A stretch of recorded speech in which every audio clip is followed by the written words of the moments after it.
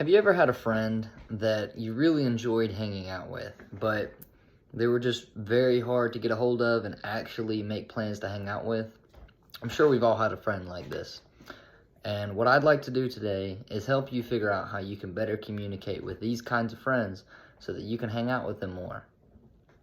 My name is Elliot, and I'll be talking to you about the characteristics of communication today. Now, one thing that I think we all need to know about communication is communication fulfills our needs. Communication can fulfill all kinds of needs.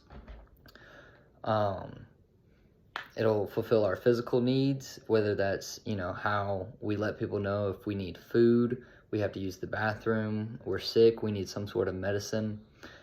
How we let people know this is by communicating these things to others so that we can get our physical needs met. Now, deeper than that are our instrumental needs. And that is, how we go about our day-to-day life, whether we're achieving our goals of making a meal, cleaning our room, getting help with whatever it is that we have to get done. That would all fall under our instrumental needs. Now, another kind of need that we have are our relational needs. And this is our friendships, relationships, not always romantic, but relationships could be with your parents, your siblings, anybody out there, your boss.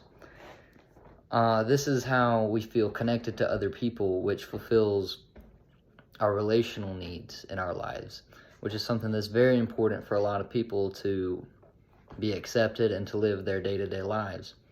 Another kind of need is our identity needs.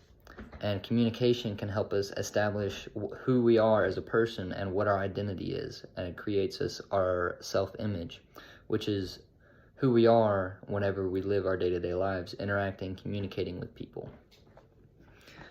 The next thing I want to talk to you about is how communication is integrated in all parts of our life. If you think about it, right now it's integrated in our academic life. I'm a student communicating to my professor the speech that I've written that I'm delivering right now that hopefully will get me a good grade.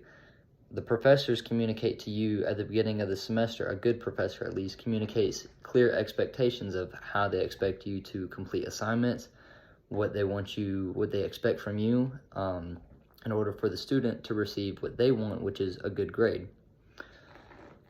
You'll use communication in your professional lives. You'll communicate to your boss what you expect out of a job, and your boss will communicate to you his expectations or her expectations of what you must do to maintain this job, to earn the money that you're looking to earn. This is also how your boss or manager may communicate how things need to be done, and you need to communicate problems in the professional life so that you can solve those problems with the higher ups, or communicate to the people below you how you can solve these problems. Communication is also in our personal lives, just our friendships, relationships with our parents, how we connect to other people. That's what we do. Communication is integrated in our personal lives all over. One of them that's a less popular one that a lot of young people don't know about yet is our civic communication, is how we communicate with the community, with the society. It's what we do to make our world a better place.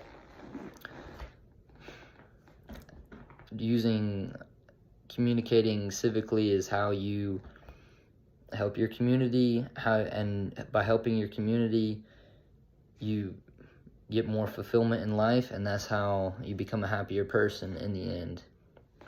Now, another thing I'd like to talk about as far as communication is communication doesn't necessarily come natural to everybody. Communication is something that's learned. So like with these difficult friends that we were talking about, maybe they just don't know how to communicate with others. Maybe they want to hang out. Maybe they just aren't as good at communicating. And that's why I like to teach you a little bit about communication so that you can better communicate with these friends. Everybody communicates differently, and it's all based on how they grew up, what they were taught, the schools they went to, the communities they were in, the way their parents spoke to them, the way their siblings spoke to them, the way that they spoke to people growing up that made them who they are. Now, communication, you can tell a lot about somebody by the way they communicate, whether they prefer texting, calling, how they speak to you, their demeanor, their tone, the words they use, the slang they use even. All of that communication is something that people portray that helps you understand who they are as a person. So by taking into account that the needs that communication is meeting, the integration of how communication is integrated in all parts of your life, and how you can specifically pick out the communication in those parts of your life and bring it to light so that you can better communicate with everybody around you. And the third thing that you need to remember is communication is learned. So while you may feel like other people aren't as good at communicating, perhaps they're just learning. So I want you to keep all these things in mind and remember them and think about them whenever you're communicating with those friends that may be difficult to get a hold of, so that you can better hang out with those hard to reach people, so that you can have better friendships with the people that you choose to be friends with. Thank you for listening.